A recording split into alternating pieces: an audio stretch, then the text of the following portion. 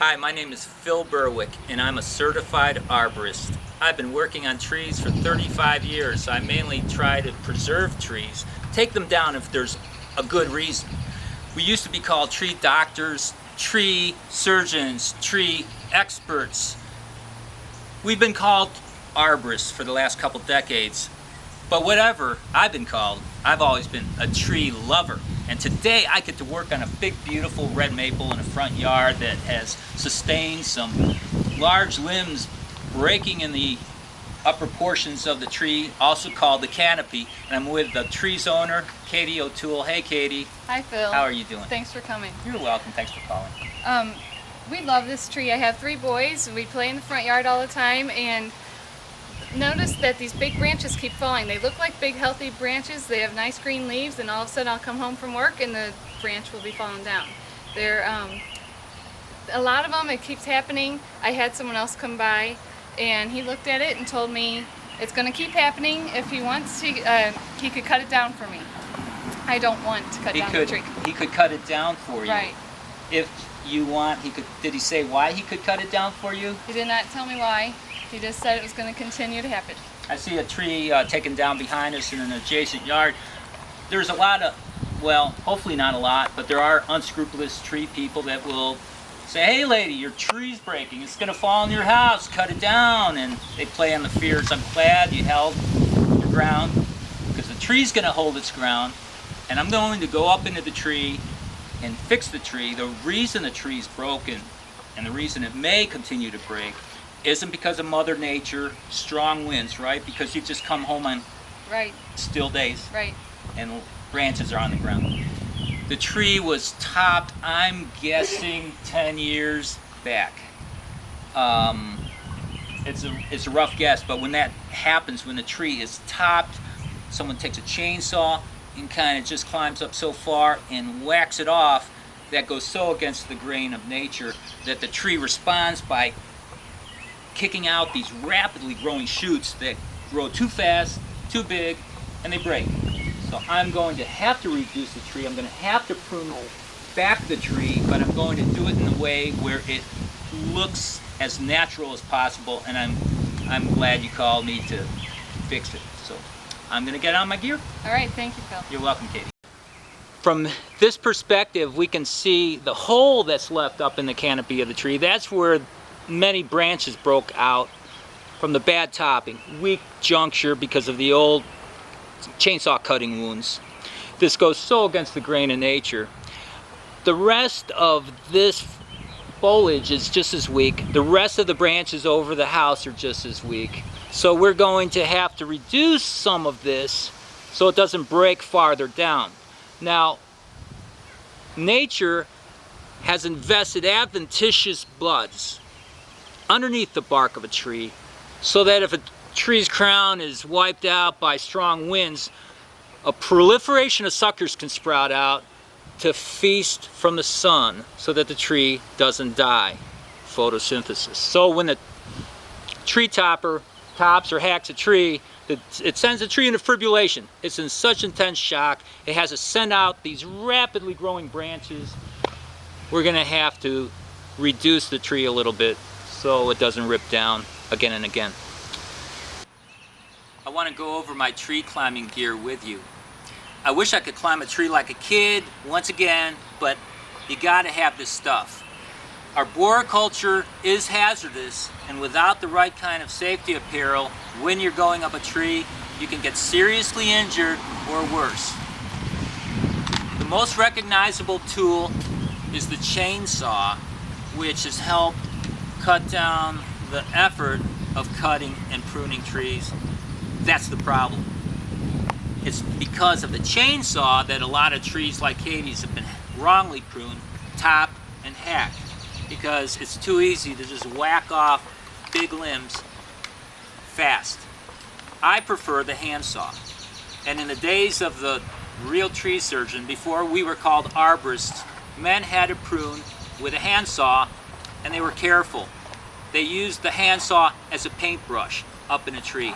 And I prefer this also because it's a lot less weight on my hip than having to dangle a 7-8 pound saw off of my saddle. I'm going to wear a hard hat at all times. I'm going to be tied in, but if I take a swing against the trunk, I want my head protected.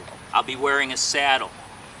The safety saddle, the climbing saddle, gives me freedom of mobility up in a tree, and because I'm a 54-year-old tree climber, I have a suspender attached to my saddle.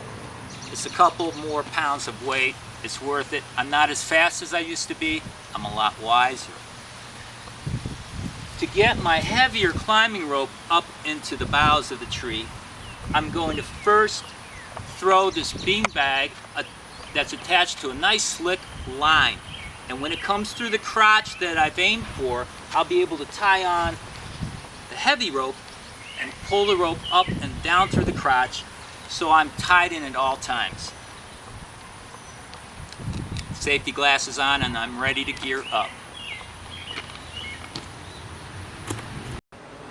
Okay, the rope was too heavy to throw. The thin throwing line got stuck. Tommy, Katie's son, has some sock with golf balls in it. Thanks, Tom. You're welcome. This is innovation at its best.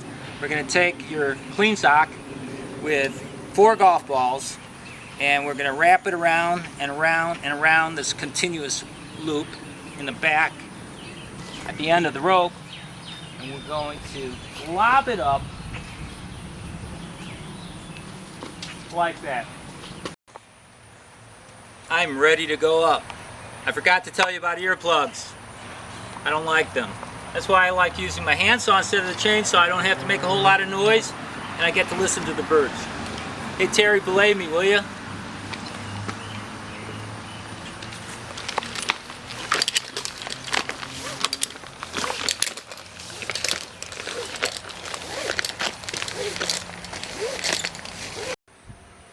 I'm almost halfway up the tree.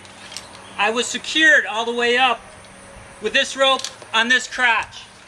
I'm going to make myself another coil and I'm going to throw it, lob it up to a crotch above me.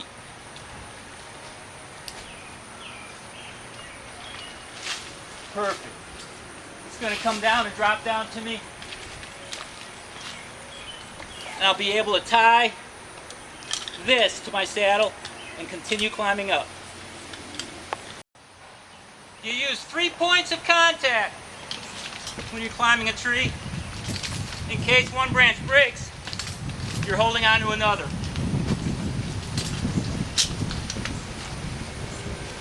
I'm going to take up my slack as I go up. Check my climbing knot. It's good and secure.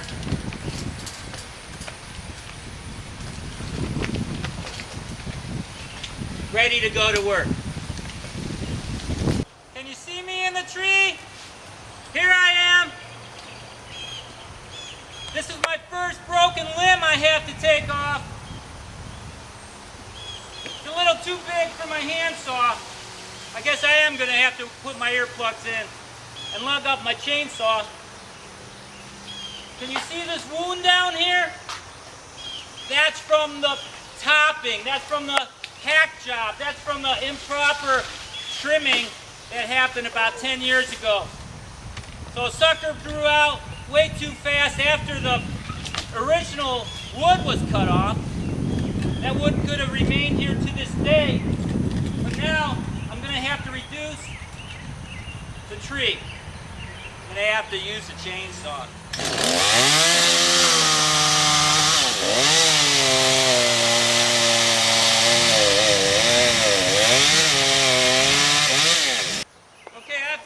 Clearing out the heavy weight the right way. Whoa. I'm tied in. I'm cutting close to my body. This needs to be done very safe, and I know you've heard it before. Don't try this at home.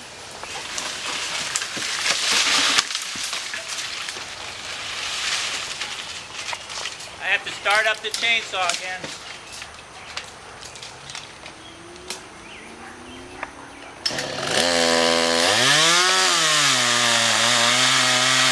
I'm making undercuts, and I'm made a top cut. I made an undercut. I made a top cut. Now I can manage it by hand.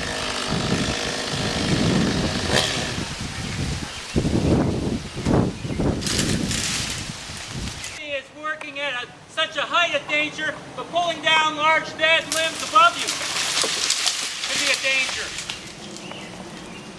That's why the hard hat. Here's another place where the tree was topped. It's so very weak.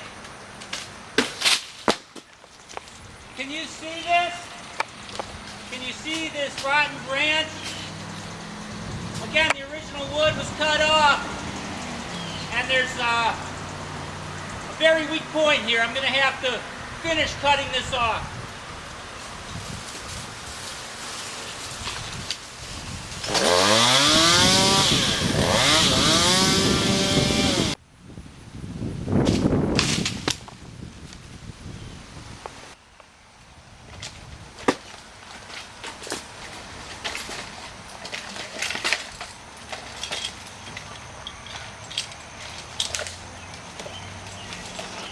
Okay, I got another broken one right here. I'm going to reposition myself, make sure I'm comfortable. 3 points of contact. I have another safety lanyard that I'm going to secure at my workstation.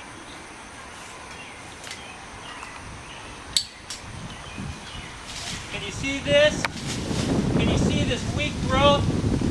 Again, this was once a sucker where the tree was topped. The tree was topped and sucker growth came out and it produced a rapidly growing, big, weak branch that broke.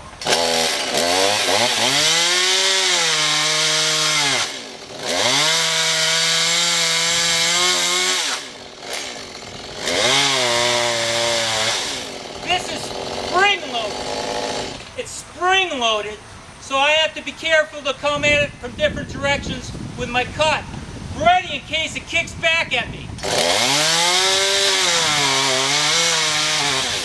Like that. I love this tree.